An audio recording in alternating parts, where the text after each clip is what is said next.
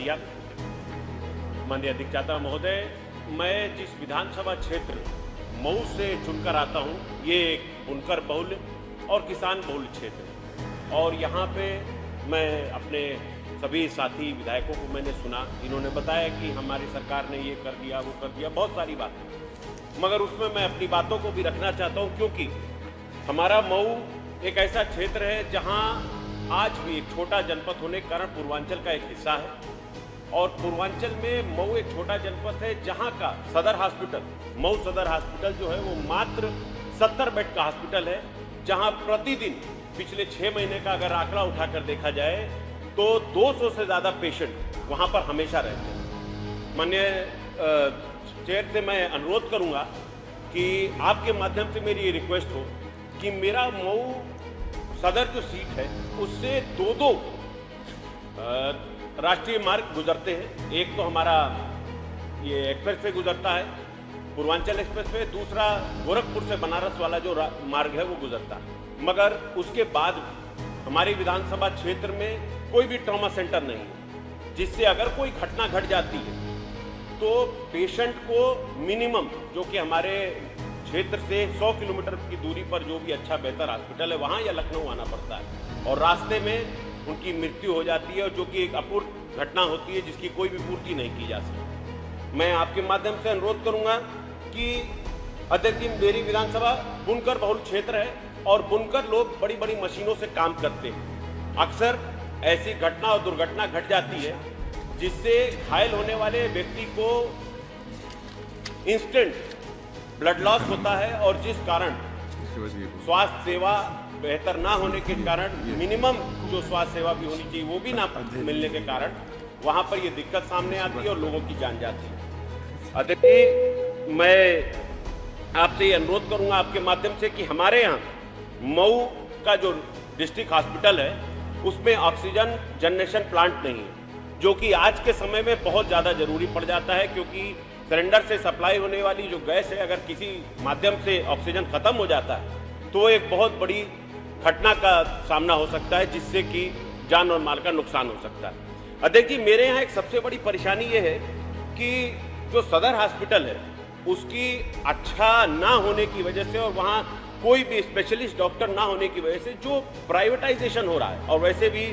इस सरकार में प्राइवेटाइजेशन को काफ़ी बढ़ावा दिया जाता है, तो हमारे मऊ में जो प्राइवेट हॉस्पिटल्स है उनकी एक मोनोपोली चल रही है जो अपने मनमाने रेट पर लोगों को हॉस्पिटल में भर्ती करते हैं और उनसे मनमाना रेट वसूलते हैं और ठीक से इलाज तक नहीं मौजूद हो पाता है। तो माननीय अध्यक्ष जी, मैं आपसे ये अनुरोध करूंगा कि मेरे इस प्रस्ताव को भी भरा जाए, रखा जाए उसमें, और हमारे यहाँ मऊ के जो हॉस्पिटल है उसमें इन सुविधाओं को भी ऐड किया जाए। अध्यक्ष जी, मैं एक बड़ी महत्वपूर्ण बीमारी है जो हमारे मऊ में लोगों को बहुत परेशान कर रही है,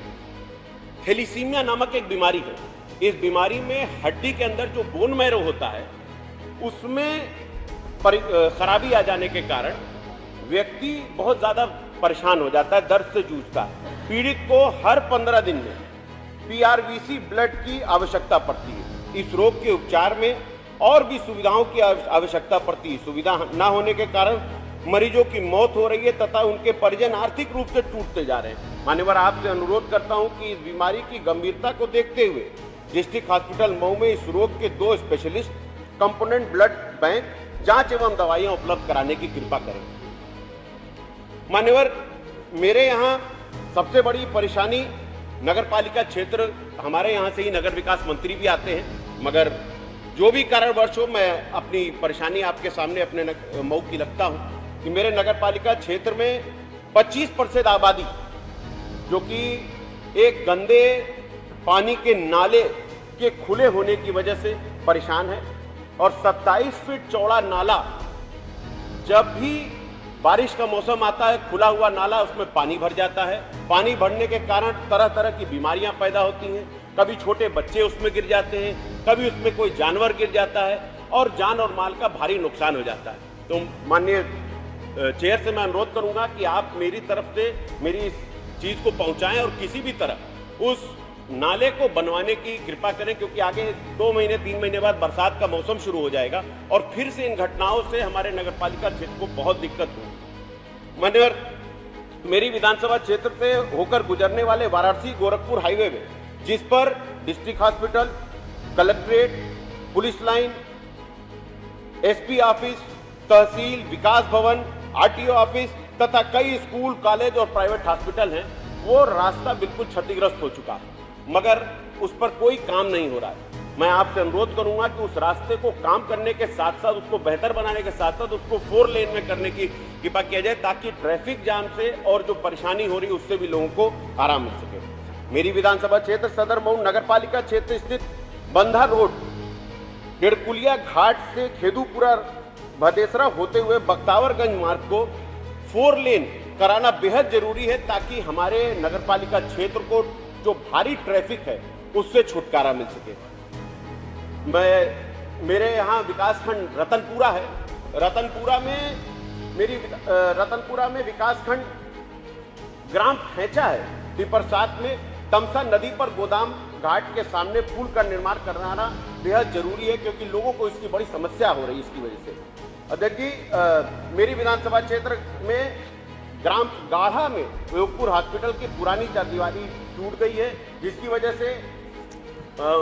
आवारा पशु उसके अंदर आ जाते हैं और बड़ी परेशानी होती है। माननीय सदस्य जी, समय देखें। मात्र 30 सेकंड दूंगा सर। आप लिख के दे दीजिए, याद आएगा। मुझे सर 4 साल में पहली बार बोलने का मौका मिला है। नहीं, आप बोलिए। मजबूरी को समझिए, और मेरा तो ये भी नहीं ठिकाना है कि कब तक बोलने का मौका मिलेगा, आप जानते हैं। नहीं, आप बोलेंगे। तो इसलिए मुझे मेरी बातों को सुन लीजिए साहब। मेरे यहाँ सबसे बड़ी दिक्कत एक है कि किसी भी, चाहे वो शहर का इलाका हो या देहात का इलाका हो, किसी भी हॉस्पिटल में डॉक्टर्स की कमी है